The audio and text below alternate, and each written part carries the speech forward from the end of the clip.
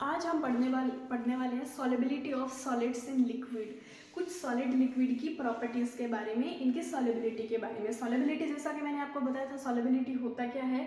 Solubility का मतलब वो होता है कि कोई भी सोल्वेंट सोल्यूट को अपने अंदर कितना डिजोल्व कर सकता है। जितना ज़्यादा सोल्वेंट सोल्यूट को अपने अंदर डिजोल्व कर सकता है, उसकी सॉलिबिलिटी उतनी ही ज़्यादा होगी। तो हम क्या पढ़ने वाले, solubility of solids in liquid. अब इसका मतलब क्या हुआ, यानी लिक्विड के अंदर सॉलिड की सॉलिबिलिटी कितनी होती है, ये किन किन चीज़ों पे, किन किन फैक्टर्स पे डिपेंड करती है। पहले हम वो लिख लेते हैं। पहला टेम्परेचर, दूसरा प्रेशर, और तीसरा मोस्ट इंपॉर्टेंट क्या, नेचर ऑफ सोलवेंट, यानी सोलवेंट का नेचर कैसा है, नेचर ऑफ सोलवेंट। अब इसका मतलब क्या हुआ, तो सबसे पहले अपन इसके बारे में ही डिस्कस करते हैं, नेचर ऑफ सॉल्वेंट के बारे में। वही सिंपल सा, इस पूरे सॉल्यूशन के चैप्टर के अंदर हम यही करने वाले। कंटेनर लेंगे, कंटेनर के अंदर वाटर लेंगे, क्योंकि हमें क्या बनाना रहता है, सॉल्यूशन, और सॉल्यूशन के बारे में डिस्कस करने का रहता है। तो हमने क्या किया, कंटेनर बनाया। अब कंटेनर के अंदर मैंने मान लो NaCl डाला, बार बार वही डाल रहे, NaCl डाला। NaCl क्या होगा, अलग अलग अपने कॉन्स्टिट्यूएंट आयंस में डिसोसिएट हो जाएगा, डिसोसिएट होकर क्या हो जाएगा, डिसोल्व हो जाएगा। ये डिसोल्व क्यों हुआ, इसके पीछे का रीजन, क्योंकि ये क्या, पोलर सॉल्वेंट है। ये क्या है, पोलर सॉल्वेंट है। अब कुछ बच्चों को हो सकता है पोलर सॉल्वेंट नहीं समझ आ रहा होगा। पोलर क्या होता है, जो आयंस में डिसोसिएट हो सकता है, जैसे HCl, NaCl, KCl, ये होता है पोलर। और नॉन पोलर क्या होता है, जो आयन में डिसोसिएट नहीं हो पाता है। फॉर एग्जाम्पल, जैसे हम एसिटिक, जैसे कुछ भी बात करें, तो पोलर सॉल्वेंट क्या होगा, जो कंप्लीटली डिसॉल्व हो जाए। ठीक है, पोलर सॉल्वेंट जो आयन में डिसोसिएट हो सकता है। ठीक है, अभी इसका नेचर ऑफ सॉल्वेंट है। तो अगर हम सॉल्यूशन के अंदर NaCl लेंगे, NaCl लेते हैं, KCl लेते हैं, HCl, हाइड्रोक्लोरिक एसिड भी अगर हम लेते हैं, तो ये क्या हो जाएगा, डिसॉल्व हो जाएगा। ये इसका नेचर ऑफ सॉल्वेंट है कि पोलर होना चाहिए। दूसरी बात करते हैं हम टेम्परेचर पे। टेम्परेचर की अगर हम बात करेंगे तो ये भी बहुत इंटरेस्टिंग है। जैसे मान लो मैं इसको हीट किए जा रही हूँ, मेरे इसमें क्या है, लिक्विड है, और मैंने एज अ सॉल्यूट मैंने सॉलिड डाला, एज अ सॉलिड मैंने सॉलिड डाला। तो मैं इसको कंटिन्यूसली जब हीट करूँगी, टेम्परेचर मैं दे रही हूँ, तो टेम्परेचर दूंगी तो क्या हो जाएगा, इस जो सॉल्यूशन है इसकी काइनेटिक एनर्जी बढ़ जाएगी। टेम्परेचर देने से काइनेटिक एनर्जी बढ़ जाती है।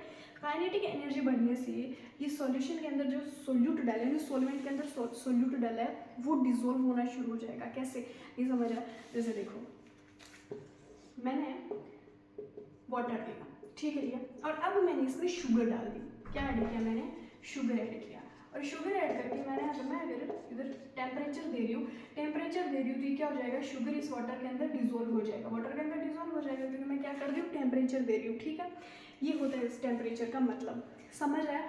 अब खुद आप लोगों ने खुद एक्सपेरिमेंट भी किया होगा कि जब हम कंटिन्यूस टेम्परेचर देंगे सॉल्यूशन को, सॉल्यूशन में अगर शुगर डालेंगे, NaCl डालेंगे, तो क्या हो जाएगा, डिसॉल्व हो जाएगा। अब बात करते हैं प्रेशर की, प्रेशर की। तो प्रेशर का कोई इधर इफेक्ट नहीं होता है, no effect. What reason, why, क्यों इफेक्ट नहीं होता, क्योंकि देखो प्रेशर क्या होता है, कंप्रेस करना। प्रेशर का मतलब क्या होता है, कंप्रेस करना। इधर बात किसकी चल रही है, बात चल रही है सॉलिड की।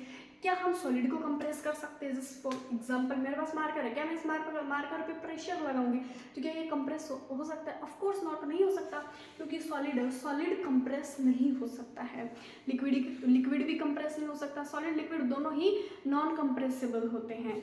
सो कंप्रेस क्या हो सकता है, प्रेशर कहाँ इफेक्ट करता है, प्रेशर इफेक्ट कहाँ डालता है, जहाँ बात आती है गैसेस की, और इस गैसेस के बेसिस पे ही एक लॉ भी बना है, हेनरी लॉ, उसके बारे में हम पढ़ेंगे अगले वीडियो में।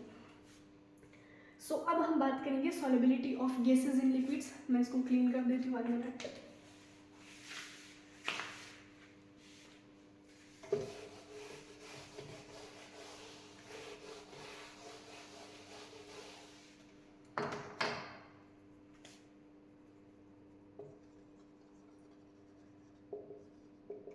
Solubility of gases in liquids.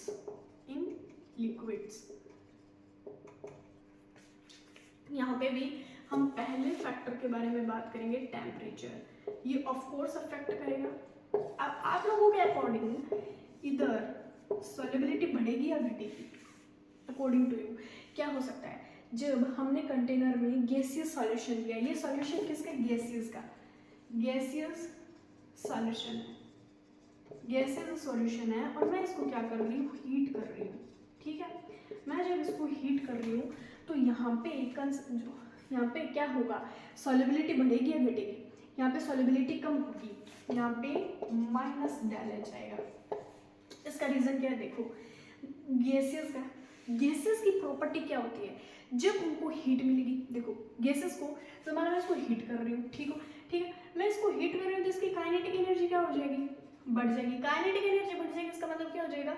जो इसके पार्टिकल्स हैं, यानी गैसेस के पार्टिकल्स है, ठीक है, गैसेस के पार्टिकल्स क्या हो जाएंगे?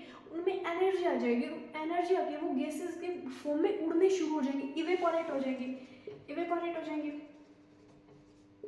इवेपोरेशन प्रोसेस स्टार्ट हो जाएगा। जैसे ही मैं गैसेस को हीट करूंगी, काइनेटिक एनर्जी बढ़ जाएगी और ये क्या हो जाएंगे? इधर उड़ना शुरू हो जाएंगे, सरफेस पे आके ये सारे के सारे पार्टिकल्स उड़ जाएंगे। तो यहाँ पे क्या हुआ? माइनस डैमेज हो गया। अब हम बात करते हैं प्रेशर की। दूसरा फैक्टर है हमारा प्रेशर। प्रेशर क्या कहता है? ये मैंने सॉल्यूशन लिया और इधर मैंने पिस्टन लगाया। अब पिस्टन लगा दिया, अब मैं इसको कंटिन्यूअसली प्रेशर क्रिएट किए जा रही हूँ, प्रेशर क्रिएट कर रही हूँ, तो क्या हो जाएगा? ये जो गैसेस के आयंस है, गैसेस के मोल्स है, ये आपस में क्या हो जाएंगे? डिसोल्व हो जाएंगे, आपस में मिक्स हो जाएंगे। ठीक है, ये दूसरा फैक्टर। तीसरा फैक्टर क्या है? Nature of solvent. Nature of solvent, इसमें कुछ गैसेस पे डिपेंड करता है, जैसे HCl, NH3, O2, N2, ये गैसेस का एक फैक्टर है। इसके बेसिस पे, इसके स्ट्रेंथ पे HCl, NH3 अमोनिया गैस है, ऑक्सीजन, नाइट्रोजन, इसके बेसिस पे ही हीट डिसोल्व होता है। सो आज हमने पढ़ा solubility of solid in liquid, solubility of gases in liquid, temperature. Solubility of gases in liquid में क्या होता है? टेम्परेचर बढ़ाएंगे तो जो गैसेस के मॉलिक्यूल्स है या गैसेस के मोल्स है वो क्या हो जाएंगे? उड़ जाएंगे। टेम्परेचर बढ़ाया तो उड़ जाएंगे। ऑफकोर्स ये बात, उनकी काइनेटिक एनर्जी बढ़ जाएगी। और प्रेशर की बात करते हैं तो जितना ज़्यादा प्रेशर क्रिएट करेंगे उतना ज़्यादा आपस में मिक्स होते जाएंगे। और प्रेशर पे एक लॉ भी है, हेनरी लॉ, वो लॉ भी यही कहता है जितना ज़्यादा हम प्रेशर क्रिएट करते हैं उतना ही ज़्यादा गैसेस के जो मॉलिक्यूल्स है, गैस के जो मोल्स ऑफ गैसेस फ्रैक्शंस आपस में डिसॉल्व होते जाएंगे। Thank you so much.